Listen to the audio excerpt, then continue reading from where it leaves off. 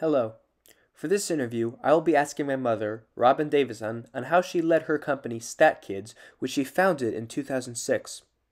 For background, she attended Brandeis University from 1989 to 1993, graduating with a BA in History and Pre-Med. She then achieved her master's in Public Health and Environmental Science in 1995 from the Mailman School of Public Health at Columbia University. And finally, she earned her JD at the Benjamin N. Cardozo School of Law, Yeshiva University in 1998. Before StatKids, she was an associate attorney at McAllen and Friedman from 1998 to 2000, and the legal analyst for medical malpractice at AIG from 2000 to 2001. She has always been interested in the intersection of law and health. After having children, she took a break from working, and her experience trying to keep her child with allergies safe is what inspired her to make a difference in her community. It is this joint background in life and education that gave her the knowledge and skills necessary to develop StatKids in 2006. We were able to touch base on a variety of subjects, including why she chose to start the company, the market and consumers she targeted, the resources she had, the problems she encountered, and how she led her team. Tell us a bit about how you got the company started. So the company that I started was called Stat Kids, and it was a line of products for kids to help identify their health issues when they were kind of too young to advocate for themselves, but when, parents sent them to preschool or summer camp or other after school activities when they were very young and couldn't communicate that they had a peanut allergy or some other issue. The idea came from my having a son with a severe peanut and tree nut allergy, and we'd sent him off to school, and they would try to give him trail mix or they would try to give him peanut butter and jelly, and they just could not seem to remember that he had a peanut allergy. So I developed super small silicone bracelets, and there were lunch bags and backpacks and some other things just to make kids a little safer when their parents or guardians or babysitters weren't around to advocate for them. Can you tell us about your team? I put together a group of, like a team of people who worked on various projects. I had a PR team that worked, public relations team that did a lot of work for me, sort of pitching my products to the media, newspapers, television.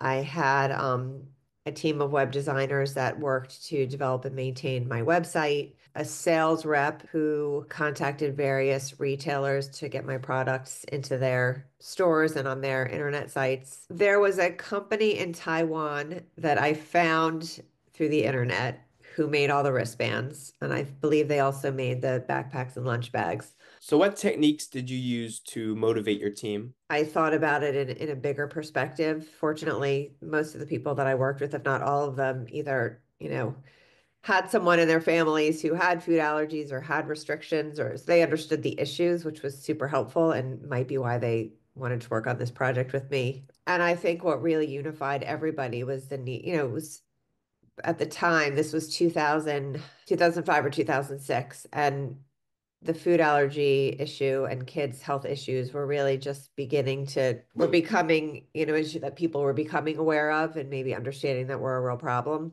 The unifying factor was this was a new way to keep kids safe. And I felt like that was something that everybody kind of got on board with. And if there were, conflicts or issues, I always kind of went back to what do we need to do to make sure we can keep the most kids the most safe?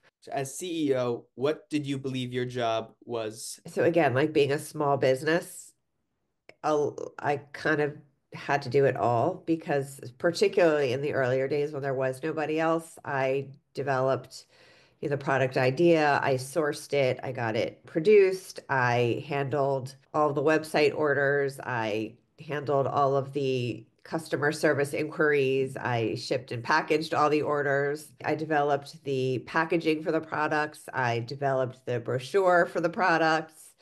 Um, I did a lot of, certainly in the initial phases, a lot of the outreach to schools and camps and daycare centers and media on my own before I was able to hire anybody to help. So, what resources did you have at your disposal? Well, because the company was founded with our own funds, the resources were very limited. I have a master's in public health. I'm an attorney. Both of those things gave me some insight into both the health aspect and the business aspect. I just had an understanding of both the product need and the population we were serving and the legal entity of like developing a business, developing an LLC. There were a few other companies that I partnered with that wanted to work together to do like joint promotions or joint giveaways. Can you tell us about some of the problems that you faced and the thinking process that you used to overcome them? There were a lot. The first name of the company was Allergic ID. I got a call from an attorney for somebody else saying that I was infringing on their copyright or something. And having a legal background, I was pretty sure that was not the case. And I consulted an attorney, like, could I fight their request? And the advice that I got was yes, I could, and I would probably win, but it would cost a lot of money and take a lot of time. The first problem was, all right, is it more important to be right or is it more important to launch the business? So I changed the name of the company. The glitch was the products had already been developed. There was another issue with some of the big box retailers like Bye Bye Baby and Bed Bath & Beyond. Toys R Us was one too. I think Target might have been one at the time now that I'm thinking about it. They wanted to carry my products, except the way they took orders was through sort of a middleman service. They didn't fulfill orders directly. They went through this middle person. So they were going to place an order. It was going to go through this company that I was going to have to pay tens of thousands of dollars to subscribe to so that I could get an order. I couldn't afford to do business with them despite their interest. Was that a hard decision to make? It was a hard decision because obviously, because of the mission of the business, which was to get these products out there to protect kids, I felt like it was a real missed opportunity to provide these, accessories in a widespread way. It would have taken a lot of money and a lot more time and hire more people, which meant getting more of an investment in cash, would have meant going to people to have them invest in the company. And as much as it was hard to not take advantage of that kind of opportunity, weighing the sacrifice that would have taken both financially and in terms of my time. But yes, it was hard. So, what were your main revenue sources? We sold direct to consumer on our website. We sold to Amazon. There was like an emergency supply place that they then sold to daycare centers and schools. A lot of like first aid kits and that type of thing. I sold to camps and daycare centers. And then I did sell to retailers. There were some smaller supermarkets that bought our stuff to sell because it was an issue that was on the rise at the time. I think people understood the goal of the products and the goal of the company. I think that resonated with a lot of people. The flip side of that is it was more of a niche market. They weren't products that would be great for all kids. It was products who were great for kids with food allergies or celiac or diabetes. So for an investor looking to get a big financial return on their investment, the market that they could appeal to was self-selective and smaller. But I think the story behind it and the goal was more of an appeal than the dollar amount investors could have taken away at that time. What would you do differently if you had to do it again? So when I launched the company, I launched with a number of different products. I sort of cast a wide net and developed lunch bags and backpacks and wristbands and some other things.